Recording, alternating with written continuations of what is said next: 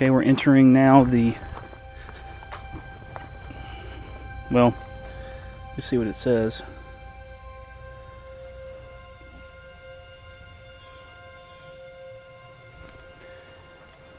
They just call this the Cahawba burial ground, and I remember this distinctly.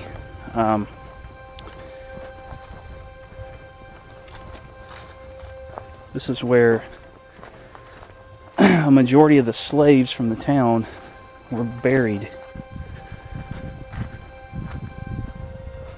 You know, what was crazy to me about this burial area was just that the people were just thrown in the ground. Elijah, son of Alice Curtis, age 22. You definitely get a different feeling in this cemetery versus the other one, or any, a lot of the other cemeteries I've ever been to, and I've been to a lot. There's a lot more graves than it may appear. We've seen about 5 or 6 headstones so far and grave markers, but there's a pit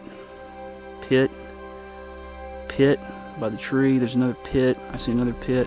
1, 2, 3, 4, 5, 6, 7. These were also graves, They don't know how many are actually buried out here. But anywhere where there's a pit, it's likely there is a grave there. I can also see, like, the random stone out in the more wooded area also. More markers, which we'll see in a minute. But again, these pits are just everywhere. So there's countless graves out here. Now these are more modern burials right here. Yep, 1953 and 57. Andrew Arthur. Yep.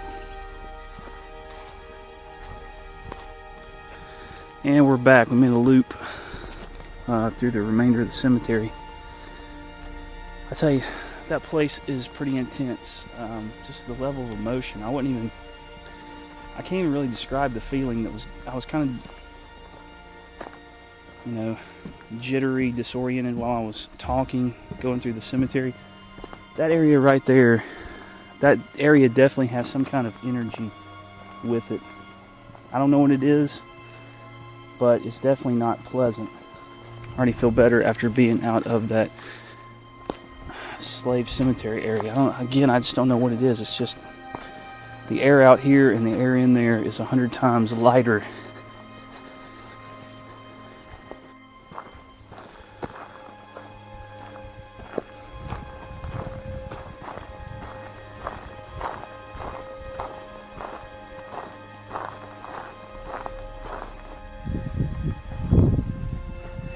Alright guys, what we have here is the Fambro Arthur house. This house is actually an original house from old Cahawba. Here's the well. I can't go over to it, obviously.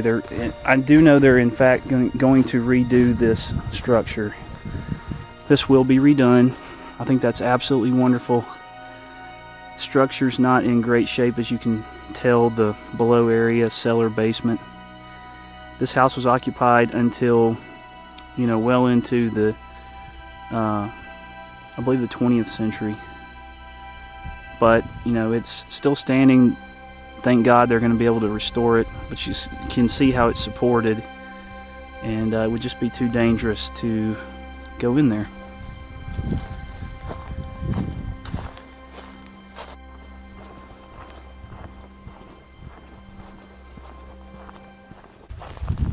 One last stop I forgot that we're going to make is actually the face well. I totally forgot about that. Another artisan well, one of the old wells that still remain on the site. Here we have the face well. As you can tell, the reason that it's called what it's called is the face that was carved on it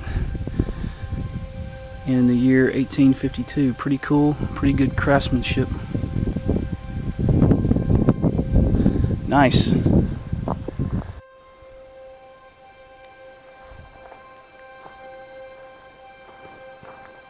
Well guys, that's the end of Old Cahawba.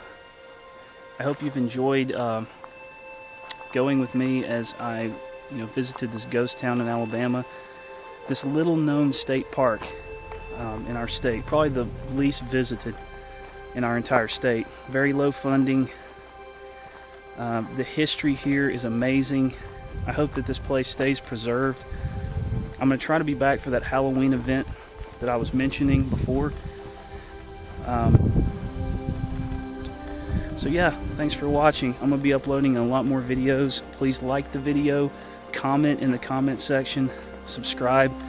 Things you'd like to see me do, things you'd like to see me do better. Any places that you know of that you'd like me to visit, I'll try to visit them in reason, close to Alabama when I can.